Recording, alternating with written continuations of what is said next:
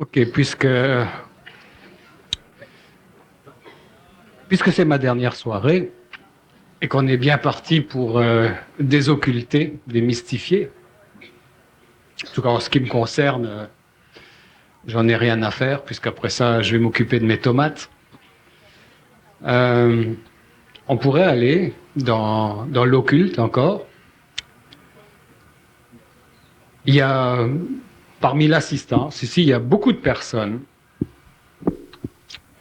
qui ont fait le parcours initiatique des ordres philosophiques, des ordres ésotériques, de ce qu'on appelle les sectes aussi.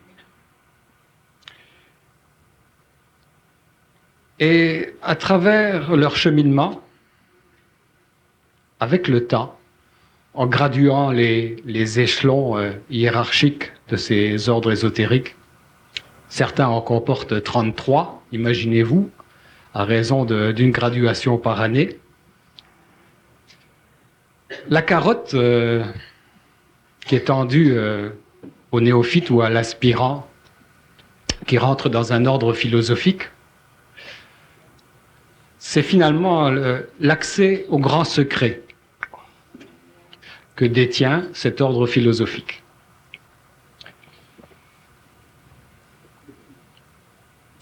Certains d'entre vous ont pénétré plusieurs de ces sectes ou de ces ordres ésotériques avec l'idée de la recherche, de la connaissance de soi, du dépassement de soi, de la maîtrise de la vie, etc. Tous les programmes pour lesquels ils étaient entrés. Et aussi l'idée d'être en possession finalement d'un secret occulte que les autres n'auraient pas. Et c'est la raison pour laquelle on nous fait cheminer à travers 33 degrés, à raison à peu près de 1 000 $ par degré par année de frais. Faites le compte. Au bout de 33 ans, 33 000 $. Puis j'ai rencontré des gens qui n'étaient pas déçus d'avoir payé des sommes aussi considérables dans leur cheminement, mais ils étaient déçus de ne pas avoir accédé au grand secret que seul le grand maître de la loge en question détenait. Alors il semble que tous ces ordres ésotériques-là ont un secret ultime. Puis ce soir, ce serait intéressant qu'on essaye de percer ce secret. Ça sauverait du temps et de l'argent à bien du monde. En tout cas, moi, je m'en irais avec la conscience tranquille, si je pouvais vous épargner ça. C'est pas sûr que je le connaisse, puis c'est pas sûr que Bernard veut le dire.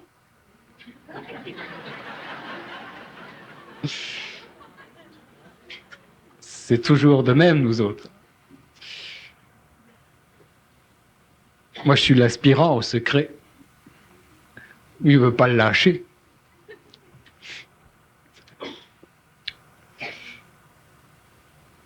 C'est quoi ce fameux secret?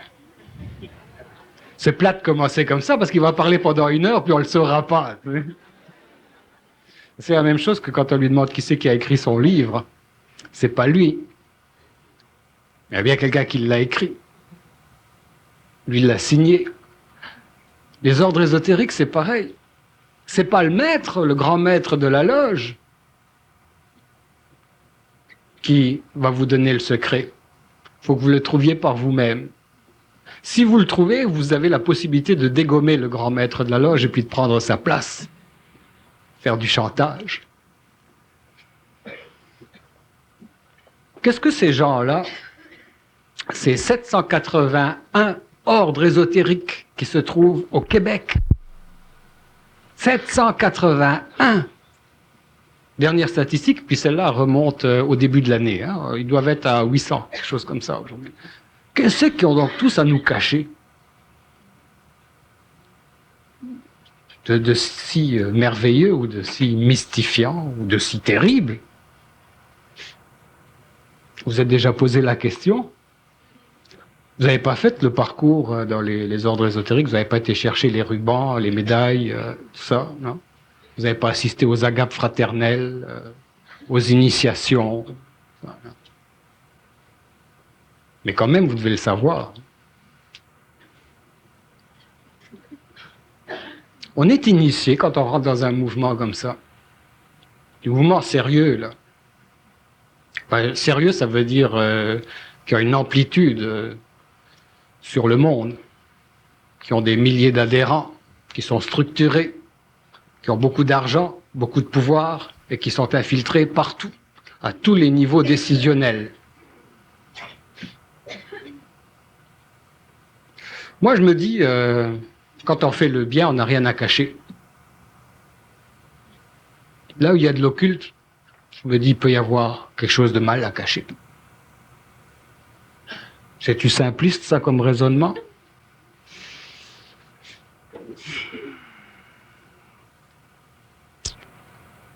Bon, si on regarde l'affaire des secrets, des sectes ou des ordres,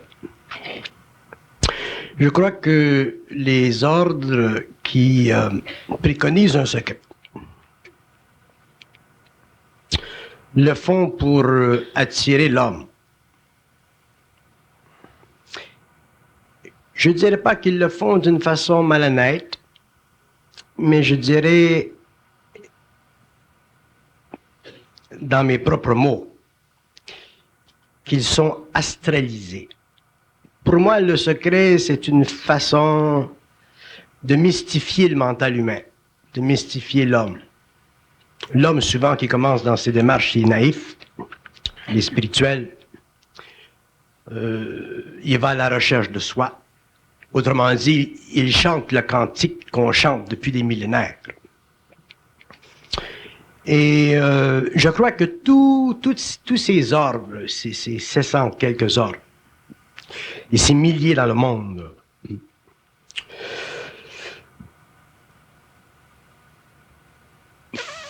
font quelque chose pour l'homme, veulent faire quelque chose pour l'homme,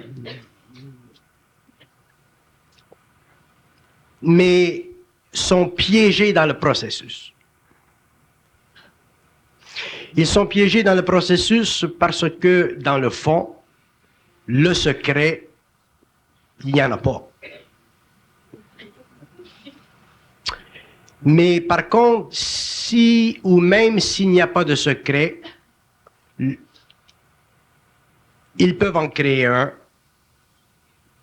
ils peuvent en composer un, pour une raison. Et cette raison, c'est le pouvoir occulte.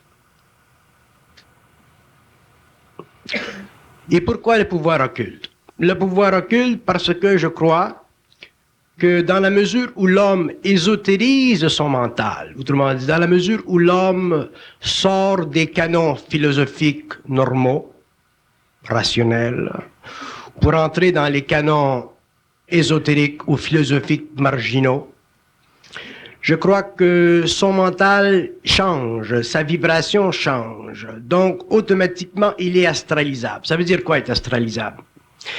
Être astralisable, ça veut dire que, sans le reconnaître au début, petit à petit, il vient en contact avec des mondes parallèles, à différents niveaux, selon son propre taux vibratoire, selon sa propre conscience, selon sa propre naïveté, selon sa propre spiritualité, selon son propre mysticisme. Et si on regarde la structure psychique de l'homme, comme moi je la vois, je vois l'homme vivant sur le plan mental, dans un peu de lumière et dans beaucoup de ténèbres. Ceci fait partie de ce que j'appelle l'involution.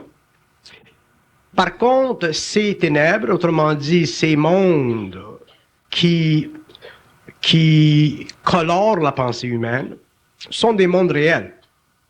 Et quand l'homme entre dans les ordres, à cause de la vibration des mots, de la vibration des symboles, de la vibration des rituels, ainsi de suite, il vit une accélération psychique, c'est-à-dire qu'il devient, sans s'en rendre compte, semi-voyant. Okay? Et en devenant semi-voyant, il prend une certaine conscience. Mais cette certaine conscience n'est pas une conscience certaine. Ceux qui sont à la chefferie de ces organisations, de ces agences ou de ces mondes ou de ces organisations, sont des êtres qui ont fait le même acheminement que l'homme avant. De sorte qu'au cours des millénaires, il s'est produit comme une continuité, il s'est défilé une continuité ésotérique ou occulte d'une vibration qui n'a jamais été cassée. Et comme cette vibration n'a jamais été cassée, autrement dit, comme la forme de l'ésotérisme ou de l'occultisme n'a jamais été cassée, elle perpétue son mouvement aujourd'hui. Et comme nous vivons dans un siècle qui est extrêmement instable, où l'homme a besoin grandement de se trouver, il est attiré à ces forces, à ces mécanismes, à ces mouvements, malgré lui-même, pour de très bonnes raisons. Et les gens qui sont à la tête de ces mouvements, eux aussi ont été attirés pour les mêmes raisons que lui. De sorte que le malheur des hommes n'est pas dans le mouvement vers l'ésotérisme ou l'occultisme. Il est dans l'inhabilité de l'homme de casser la forme qui l'a attiré dans un premier abord, pour en arriver à se libérer de la forme et entrer dans sa propre énergie. Si vous me demandiez quel est le secret de la labate bleue, quel est le secret de la labate bleue, je dirais que l'homme doit découvrir qu'elle n'a pas de goût. Mais ce n'est pas le cas, parce que lorsque l'homme boit la labate bleue, il veut absolument du goût. Donc, lorsque l'homme va dans ces organisations, dans ces mouvements... on lui suggère un goût. Ou on lui suggère un goût. Donc, l'homme veut, comme vous dites, il paie de ses efforts matériels et de ses efforts psychiques pour goûter de cette chose. Et cette condition est inévitable, mais à long terme ou à court terme. Mais moi, je dis plutôt à long terme. Je dis qu'à long terme, elle devra être évitée. Pour deux raisons. Elle devra être évitée parce que, à partir du moment où l'homme s'intéresse au secret de la labate bleue, il demeure prisonnier d'un monde spirituel dont la vibration d'ailleurs est bleue. Et comme il est prisonnier d'un monde spirituel, c'est très très difficile de voir et de réaliser que le pouvoir existe aussi dans le monde spirituel. Donc je crois que les gens qui expérimentent dans le monde ces choses n'ont pas été suffisamment mis en garde contre le monde spirituel. Donc pendant des millénaires, on a parlé du monde spirituel. On a nié le monde matériel, on a parlé du monde spirituel, et aujourd'hui, on parle encore du monde spirituel, mais il y a quelque chose de neuf qui vient. Dans ce sens qu'aujourd'hui, on commence à parler simplement de l'intelligence de l'homme. Pour que l'homme comprenne parfaitement le monde de la matière, et pour que l'homme comprenne parfaitement le monde spirituel et se dégage de l'emprise de ces deux mondes sur son mental, pour ensuite revenir dans le monde de la matière, ou revenir dans le monde spirituel, mais cette fois avec sa propre intelligence, c'est-à-dire sa propre lumière. Donc, quelle est la cause de tout ceci? Je dirais que c'est la naïveté spirituelle de l'homme. Une personne comme moi, qui arrive dans un public et qui parle d'une façon différente pendant des années, et qui dit un jour à la télévision ou devant des gens, un jour, l'ésotérisme doit être cassé. La forme, l'homme doit faire éclater la forme de l'ésotérisme ou de l'occultisme.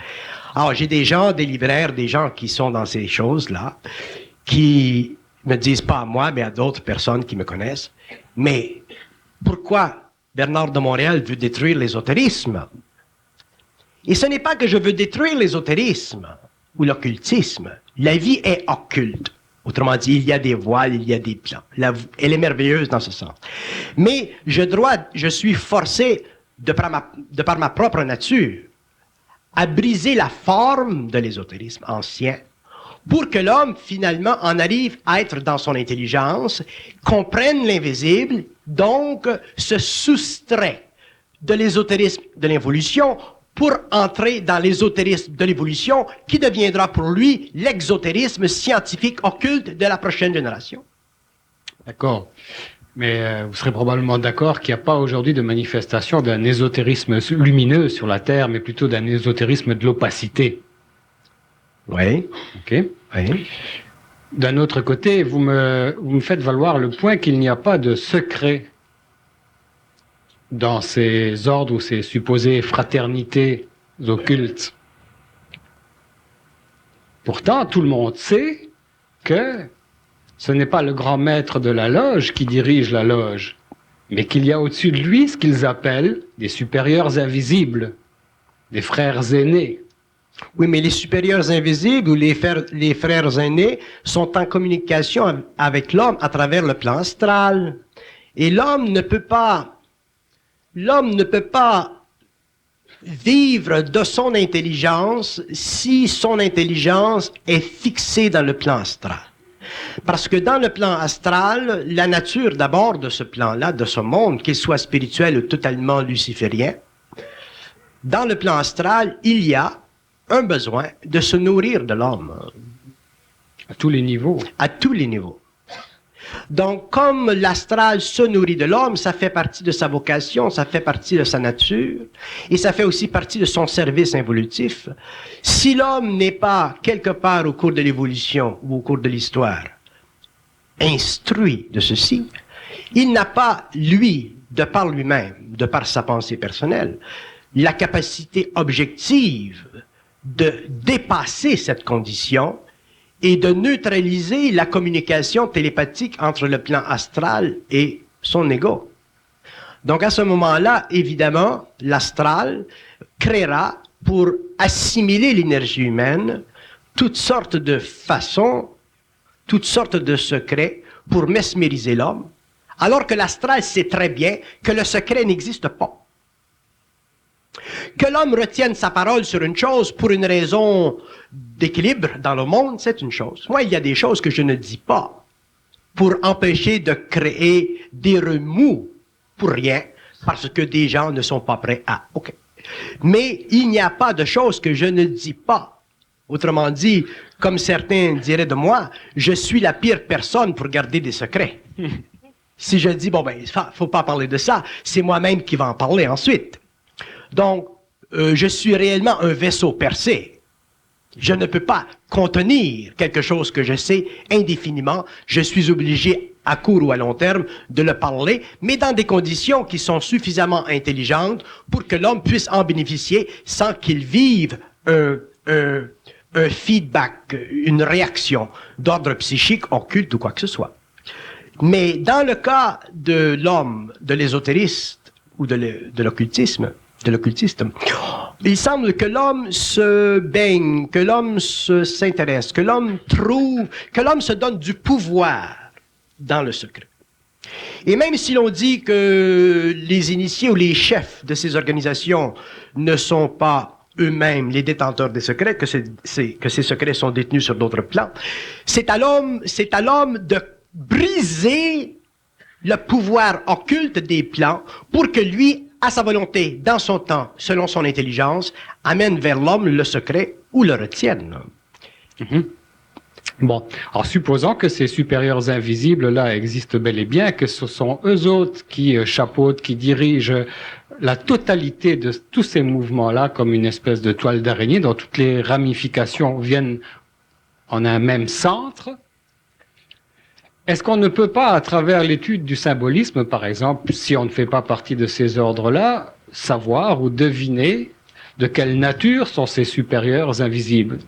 Par l'étude du symbolisme qui agrémente ces soirées initiatiques dans lesquelles il y a des fuites, etc., à travers les livres, où on voit le rituel de certains ordres. Et on est étonné de voir qu'à travers ce rituel, ce symbolisme-là, on retrouve beaucoup de têtes de mort, de cercueils, d'affaires de même. Là. Je veux dire, comme qu'on n'essaie pas de me faire croire que c'est un ésotérisme lumineux, ça c'est un ésotérisme de l'opacité. Il y a donc un secret occulte, il y a quelque chose à cacher qui n'est pas bien. Si c'était bien, ça serait ouvert.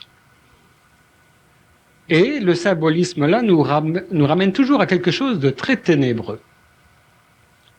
On peut le voir, ça, à travers tous les livres qui existent, les études qui ont été faites et les secrets percés, justement, qui sont dans ces livres-là, étalés à travers des photographies.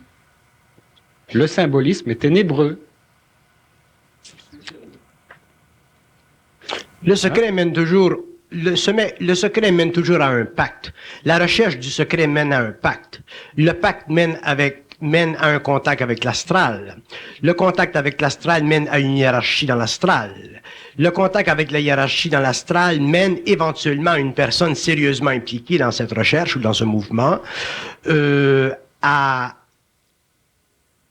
mettre sur l'autel du sacrifice son âme, c'est-à-dire à mettre son âme en jeu. Mettre son âme en jeu, ça veut dire quoi? Ça veut dire échanger pour le pouvoir la valeur psychique de son moi. Ça implique que l'homme devient médium, qu'il échange avec les plans, qu'il reçoit des plans de pouvoir, qu'ils soient d'une nature ou d'une autre. Mais une fois que le pacte a été fait avec les plans, l'homme ne peut plus le briser.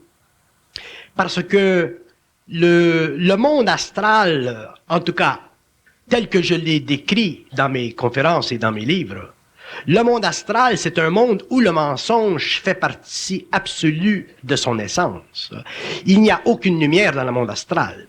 Donc, qu'on fasse un pacte avec une hiérarchie ou une autre, l'homme est toujours, à court ou à long terme, perdant, que ce soit dans une vie ou dans une autre.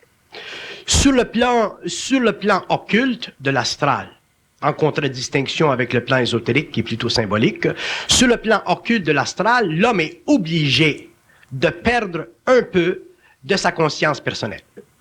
Sur le plan ésotérique de l'astral, l'homme ne va pas perdre sa conscience personnelle, mais il va être obligé de vibrer son mental à l'unisson d'un symbole pour pouvoir entrer en harmonie vibratoire avec le plan.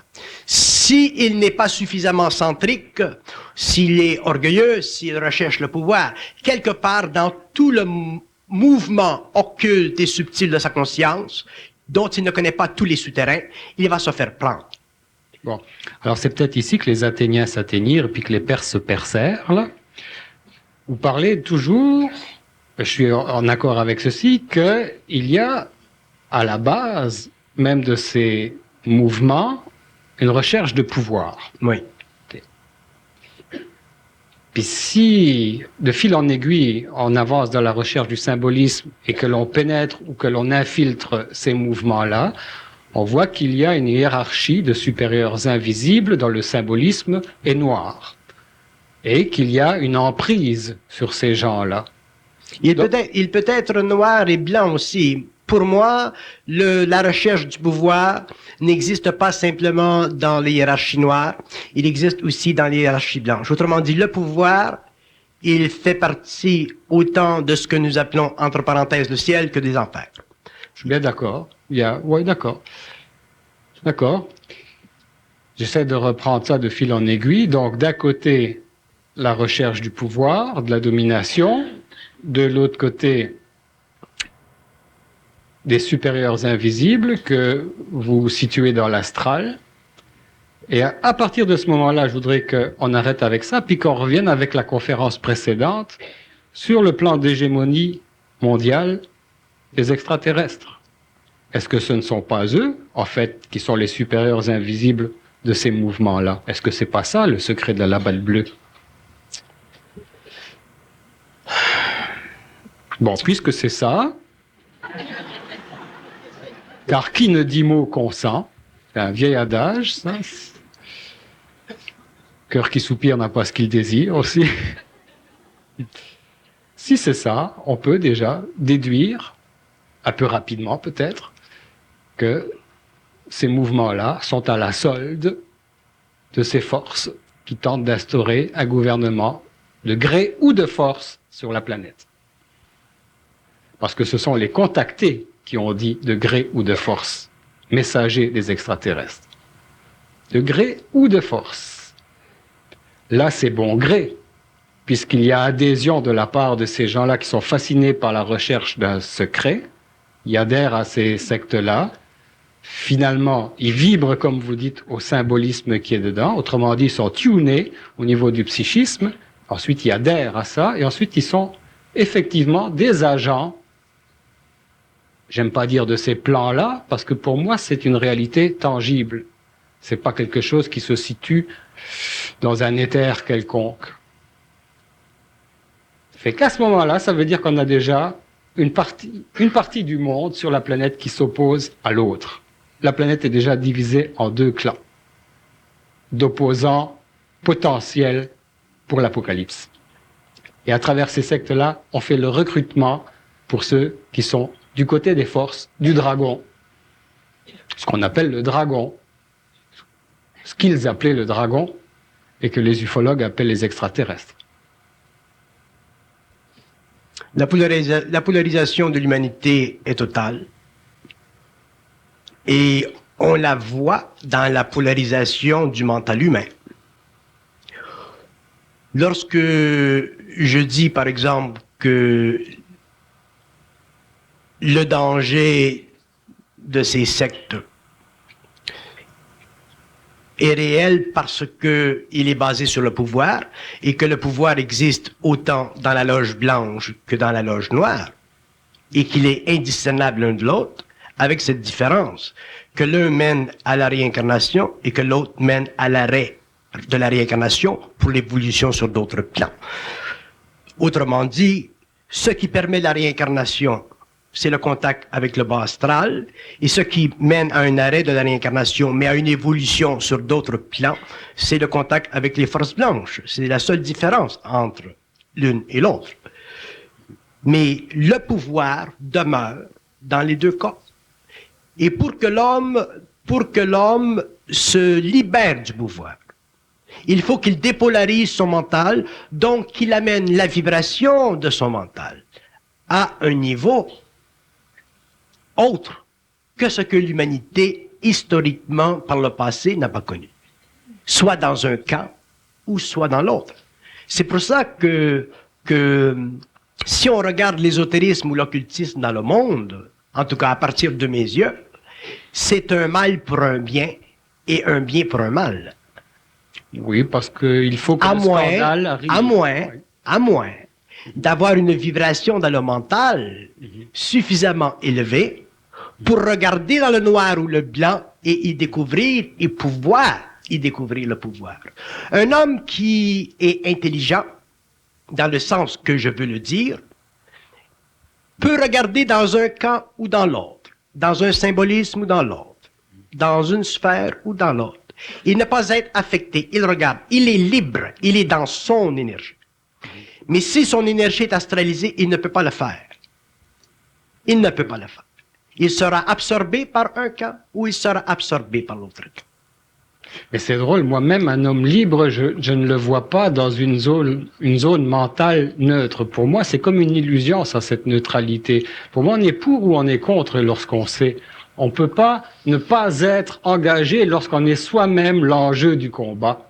Non, un homme peut ne pas être pour et ne pas être contre. Un homme peut être au-dessus et regarder la lutte. Je prendrai pas de chance. Non, il ne faut pas prendre de chance. Je vais vous dire dans un camp ou dans l'autre. Je vais vous dire pourquoi il ne faut pas prendre. Parce que j'ai l'impression que être neutre, c'est jouer justement le jeu de l'adversaire et tomber dans ses filets. Parce que cette neutralité-là n'est pas en faveur du bien, elle est en faveur du mal. Disons des forces des lumières et des ténèbres qui s'affrontent. Oui, il faut comprendre le terme neutre. Quand je dis neutre, je ne veux pas dire passif. Quand je dis neutre, je veux dire capable de regarder dans un camp ou dans un autre sans être affecté par le camp. Quand je dis neutre, je dis on regarde là, on étudie ceci, on étudie cela. Ensuite, on fait ce que l'on veut. La neutralité n'est pas de la passivité, dans le sens que je le parle. contraire, fait partie du pouvoir de la lumière de l'homme, le contrôle justement de son émotion dans le mental, donc la désacralisation de son énergie, Bon, c'est son discernement. son discernement. Après quoi vient le choix? Après quoi vient la capacité de décision. Un homme conscient Exactement. n'a pas de choix à faire, parce que choix implique là ou là. Un homme conscient ne fait pas de choix, il prend une décision. Ben, cette décision établit un mouvement d'événements qui vont aller, selon sa vibration, à la construction éventuelle de probabilités créatives.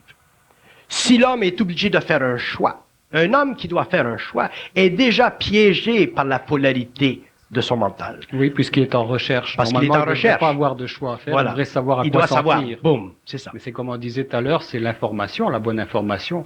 L'avons-nous ou ne l'avons-nous pas? Bon, à cette question, un homme conscient devient informatoire. Un homme conscient devient instantanément informatoire. Mais un homme conscient, ça veut rien dire si un homme conscient, ça n'a pas été défini. Un homme conscient, le mot conscient, l'homme Autrement dit, conscient, conscient de quoi? l'homme conscient ou la conscience ou la définition de la conscience fait partie du processus évolutif de chaque individu.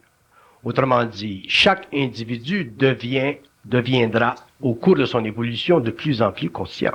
Il y a des gens qui seront plus conscients que d'autres gens qui seront plus conscients que d'autres.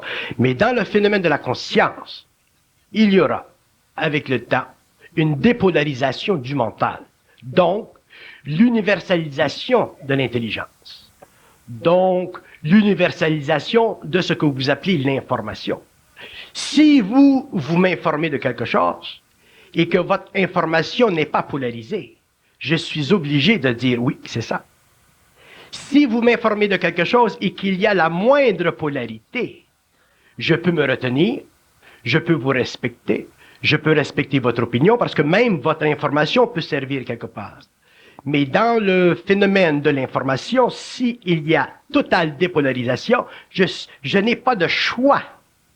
Je suis obligé de dire ce qu'il dit, c'est ça.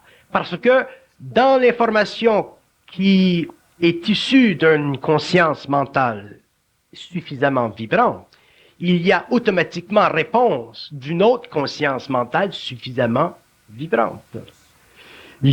L'élimination du choix dans la conscience est fondamentale à l'évolution de la conscience. Tant que l'homme sera obligé de faire un choix, il y aura dans sa conscience une possibilité de polarité.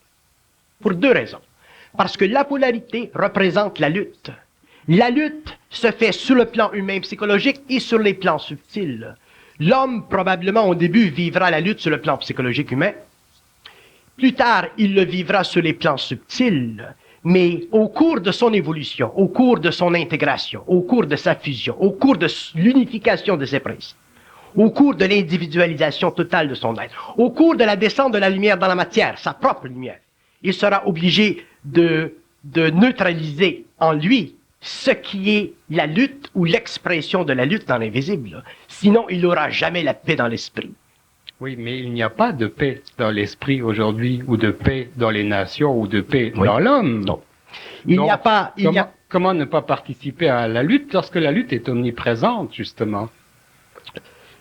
Il n'y a pas de paix dans les nations, il n'y a pas de paix dans l'esprit de l'homme, parce que le processus qui mène l'homme à la paix personnelle et le processus qui mènera l'homme ou l'humanité à la paix des nations, c'est un processus qui est très lent. Seulement, il y a dans le monde des individus qui ont plus de paix que d'autres. Et les individus qui ont plus de paix que d'autres vivront cette paix par rapport à la nature même de sa réalité. Donc, ils ne vivront pas cette paix par rapport à la dualité de la lutte qui s'installe dans le mental humain en recherche ou en voie d'évolution personnelle. C'est ça. Donc, ceux qui ne sont pas sollicités par la recherche, en fait, sont en paix. Ceux qui ne sont pas sollicités par la recherche vont vivre un état d'apaisement selon la modalité des fonctions psychosociales ou la nature des forces psychosociales qui conditionnent leur ego. Mais à partir du moment où l'homme va vers la recherche, il commence à connaître la lutte. On dit souvent, ce qu'on ne connaît pas, ça nous fait pas mal. C'est juste. Ce que l'on ne connaît pas, ça nous fait pas mal. Mais si l'homme, pour une raison de sensibilité, pour une raison d'évolution, pour une raison d'agrandissement de son intériorité, doit aller un jour plus loin dans la recherche et la définition de son être, il sera obligé de passer ou de vivre la lutte intérieure. Et s'il ne s'accroche pas à la polarité du bien et du mal, s'il en arrive éventuellement à dépasser le plan de la lutte astrale dans son mental, il entrera dans sa propre énergie, il ne vivra plus la recherche, il ne vivra plus l'angoisse, il ne vivra plus le besoin d'un choix, il sera totalement décisionnel, créatif et instantané. Il sera plus sollicité par des théories comme la réincarnation à laquelle tout le monde adhère aujourd'hui. Non, exactement. Bon, alors justement, là, il y a quelque chose d'intéressant à ce niveau-là. On va encore revenir sur les extraterrestres et la soirée. Vous avez certainement entendu parler du golem des kabbalistes, de l'homoncule des alchimistes du Moyen-Âge. Autrement dit, ces gens, kabbalistes et alchimistes, qui étaient capables de recréer la vie en laboratoire, des apprentis sorciers très très intelligents ou très connaissants des processus animiques qui animent la matière. Aujourd'hui, la nouvelle qui se répand comme une traînée de poudre à travers le monde des ufologues, c'est que tout simplement que les extraterrestres, en plus de nous considérer comme une banque d'organes, nous considèrent aussi comme une banque d'organes au niveau de greffe animique. C'est-à-dire qu'ils peuvent utiliser le principe qui nous anime, notre âme, pour animer leur bibite à eux. On comprendrait peut-être à ce moment-là pourquoi la théorie de la réincarnation est tellement répandue, pourquoi tant de monde y adhère, pourquoi aussi est-ce qu'elle vient des Indes et principalement du Tibet, ancien siège de l'Agartha. Autrement dit, en adhérant à cette théorie-là, c'est déjà comme si vibratoirement, on acceptait que notre âme soit déviée, récupérée par ces êtres-là pour être greffée sur des démons, des petits monstres, des créatures hideuses. C'est intéressant, ça. Moi, j'ai aucun doute là-dessus. Ce sont de très grands scientifiques, il n'y a rien qui est à leur épreuve, ils sont capables de tout faire dans ces domaines-là parce qu'ils ont tout exploré au niveau de ce qu'on appelle l'humanité. Ils ont tout exploré. Je vais vous dire une chose qui peut être intéressante.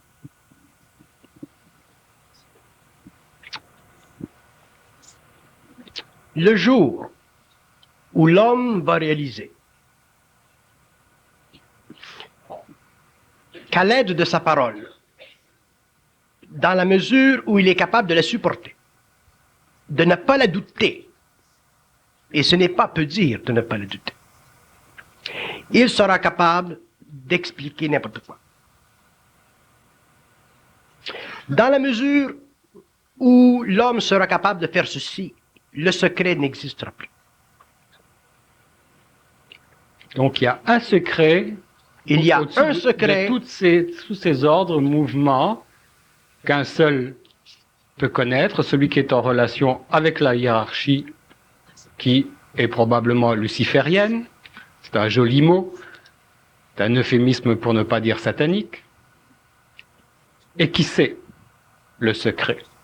Et le sachant, il sait ce qui se passe sur la planète. Et sachant ce qui se passe sur la planète, il a une avance sur tout le monde. Il a un pouvoir total sur tout le monde, parce qu'il peut fourrer tout le monde. Même les plus intelligents, parce que c'est pas une affaire d'intelligence, il faut le savoir. Ouais. L'information peut vous venir de quelqu'un qui le sait, puis qui vous le dit. Il peut courir après toute sa vie, 30 ans, 40 ans, 50 ans, faire un constat d'échec, comme j'ai vu un métaphysicien à la télévision faire un constat d'échec après 50 ans de recherche. Alors qu'il aurait pu rencontrer sur sa route quelqu'un qui savait, qui lui explique ce qui se passe sur la planète, et il aurait tout compris, parce qu'il aurait été capable de mettre toutes les pièces du puzzle ensemble. Mais maintenant, c'est trop tard. C'est trop tard. Parce que déjà, l'humanité est divisée en deux clans. les pros et les anti. Pro quelque chose et anti quelque chose. De deux factions qui vont s'affronter. Et ce n'est pas une guerre entre humains, c'est une bataille ailleurs qui se passe. Dont l'enjeu, c'est nous. C'est pas nous qui allons nous battre. Nous autres, on va prendre les claques sur la gueule.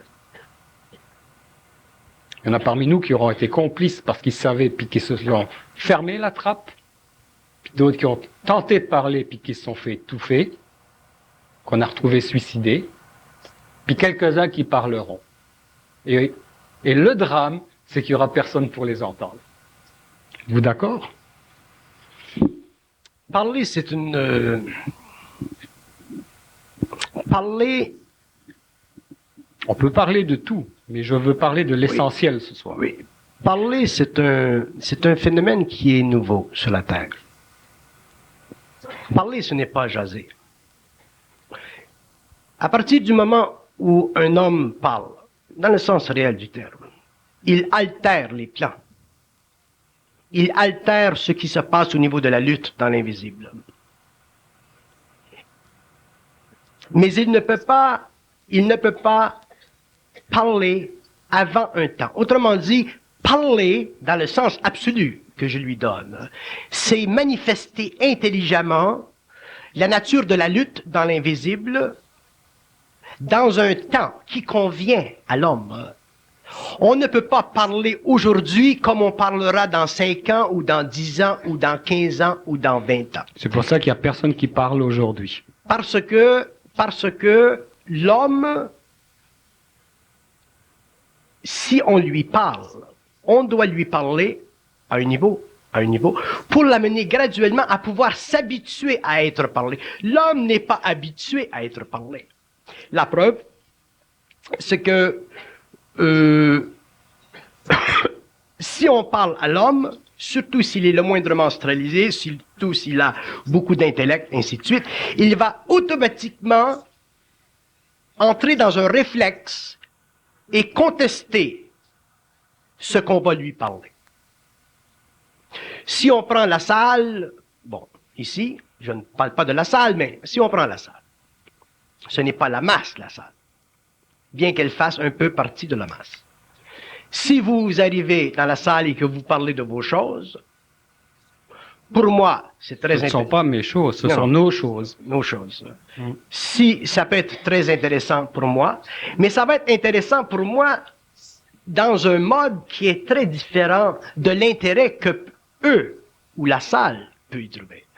Peut-être que des gens dans la salle vont dire « Ah, ce soir, c'était très intéressant, la conférence. » Mais pour moi, c'est simplement une autre conférence. Parce que vous savez cela depuis toujours. Parce que je sais cela depuis un certain temps. Donc, à ce moment-là, il vient un point où parler n'a pas la même résonance dans mon mental que pour d'autres personnes. Pour la simple raison que parler, pour moi, ça fait déjà partie d'un connu. Pourquoi ai-je considéré votre personne la plus intéressante et la plus apte à m'interviewer dans toutes les personnes que j'ai connues? Parce que les questions étaient d'abord, à prime abord, intelligentes. Si les questions, et quand je dis intelligentes, je ne veux pas dire que les autres personnes n'étaient pas intelligentes. Je veux dire que la vibration de la question permettait une réponse à sa mesure. Autrement dit, moi, je peux parler dans la mesure où on me fait parler. Mais si on ne sait pas me faire parler, si on ne sait pas me faire vibrer, si on colore trop sa propre parole, moi, je ne parlerai pas. C'est une loi vibratoire. C'est une loi vibratoire parce que je ne suis pas intéressé à ce que je sais. Je n'ai pas d'imagination. Je ne pense pas. Je parle. J'apprends. Donc, si on va aller chercher dans l'invisible des choses, qu'on me pose des questions intelligentes et je parlerai. Mais pour le monde, pour la salle, pour le public, une question n'est peut-être intelligente et pour moi ne pas l'être. C'est moi qui vibre à la vibration de votre parole. C'est pas la salle. La salle, elle vibre à son niveau. Moi, je vibre à mon niveau. Je n'ai jamais exclu de ma parole quoi que ce soit, mais on a exclu de me demander quelque chose de façon vibratoirement intelligente pour que je puisse déclencher et arroser la salle de réponses qui pourraient satisfaire autant la salle que celui qui demande.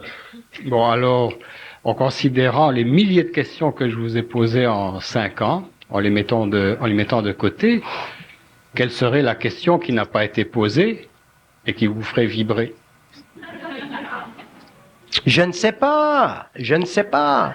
Toutes les questions qui n'ont pas été posées, qui me feraient vibrer, sont des questions que je répondrai si on me fait vibrer.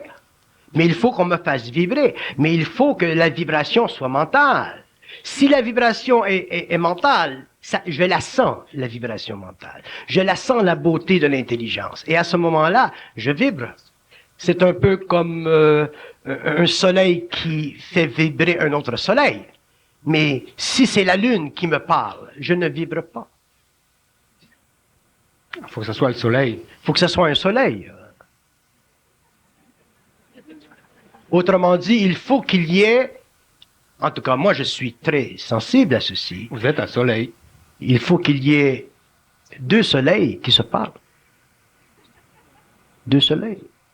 Il faut qu'il y ait 2 soleils qui se parlent. Autrement dit, il faut qu'il y ait 2 vibrations universelles qui sont capables de faire éclater le relatif, l'abîme, le ténèbre, la forme, l'occulte, le satanique, le luciférien. Mais j'ai déjà connu des soleils qui, lorsque la question ne faisait pas leur affaire, faisaient une éclipse de soleil. Oui, oui, oui. Un soleil peut s'éclipser dans ce sens que il peut émettre dans un temps quelque chose pour émettre dans un autre temps autre chose. Le soleil, ou ce qui est solaire, ce qui est dynamique, créatif, passe à l'action, toujours en fonction de la formulation sympathique qui va avec sa propre mentalité. C'est intéressant, mais en physique, c'est pas ça. Le soleil éclaire et chauffe tout le monde. Il filtre pas ses rayons. Oui, le soleil éclaire tout le monde, ne filtre pas ses rayons. C'est l'atmosphère qui filtre les C'est rayons. l'atmosphère qui Autrement dit, filtre. le public ou le mental ou le cœur de chacun qui est ici qui fait le filtrage. Oui, Mais le soleil, il diffuse. oui. Le soleil diffuse parce que déjà il y a une atmosphère. S'il n'y avait pas d'atmosphère, il n'y aurait pas de vie. Autrement dit, la puissance créatrice en elle-même connaît, réalise, sait les conséquences de ses actes. Donc, connaissant la conséquence de ses actes, elle est toujours sciente de la vibration qu'elle crée dans le monde mental de l'homme. Sinon, les choses dites secrètes, les choses de l'invisible, les choses de l'universel seraient amenées dans le monde gratuitement. Elles seraient reprises par le monde émotivement.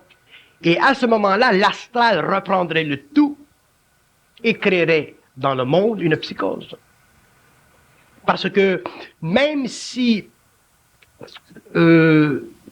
on parle à l'homme et qu'on dit des choses à l'homme qui sont réelles, qui sont créatives, l'homme, dans un premier temps, n'est pas nécessairement prêt à les recevoir.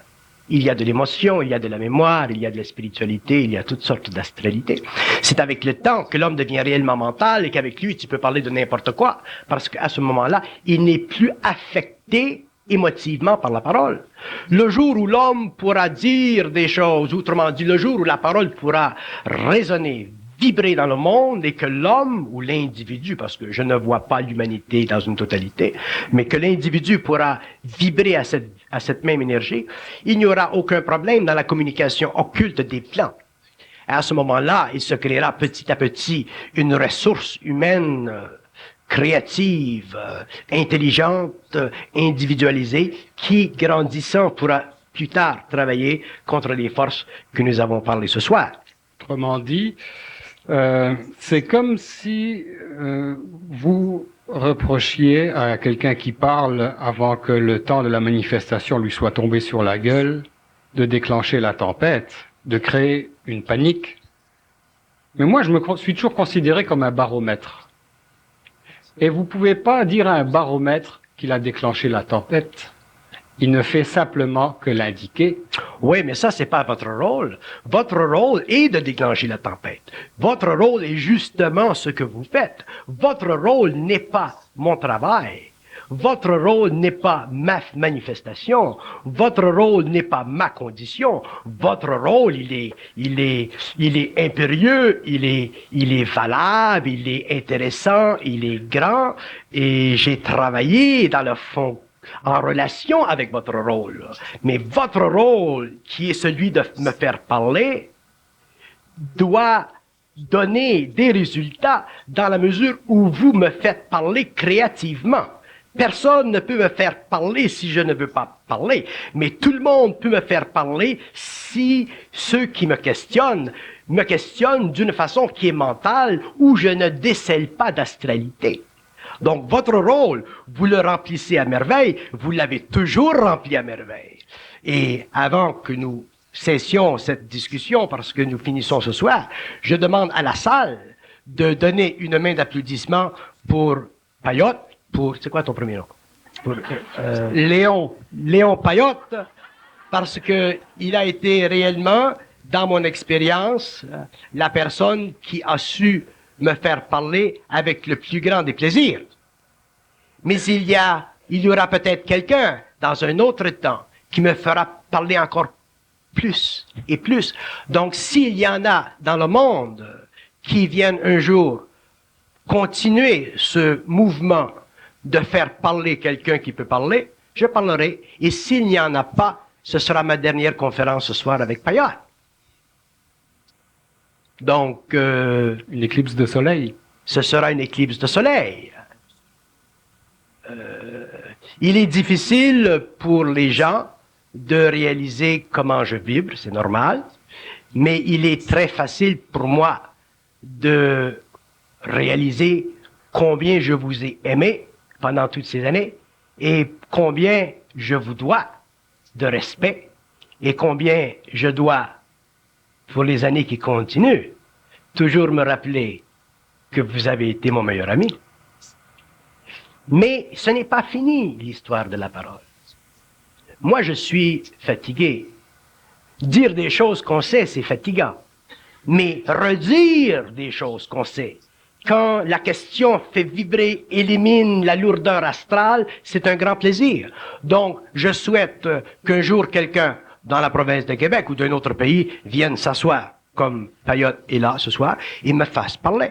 Et ensemble, nous ouvrirons et nous ouvrirons et nous ouvrirons. Donc, nous amènerons l'homme à réaliser qu'il n'y en a pas de secret. Mais la parole, en tout cas la mienne, elle est ouverte pour le monde, elle est ouverte dans le monde, mais elle est fermée aussi dans le monde. Elle est ouverte là où il y a de la lumière, elle sera toujours ouverte là où il y a de la lumière, mais elle se fermera si la lumière est astralisée. Parce que je ne suis pas intéressé à créer des formes dans le mental humain qui seront réutilisées par l'astral contre l'homme, parce que je sais que c'est ainsi que ça fonctionne. Je ne suis pas plus intéressé que vous. Je suis intéressé à la même chose que vous, à voir éclater la genèse du réel dans le monde.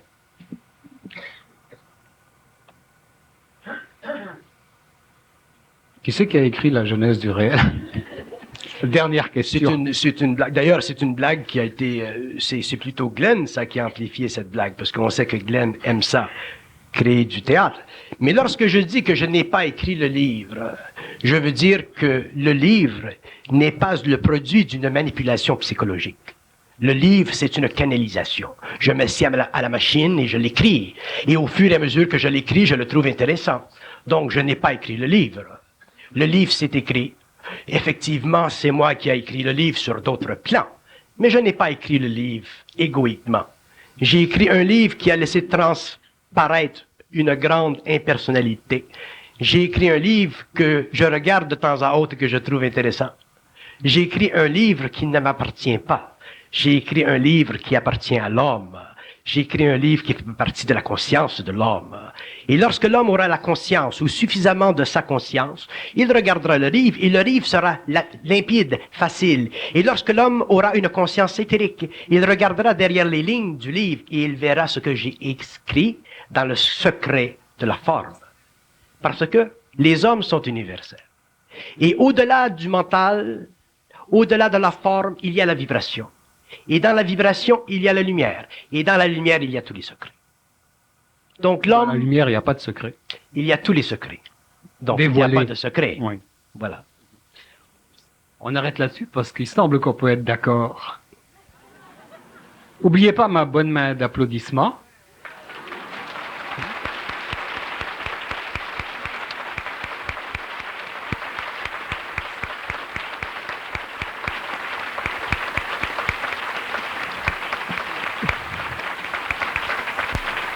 Et je veux aussi remercier Bernard pour m'avoir permis non pas d'évoluer, mais de me réaliser. Merci. Bonsoir à tous.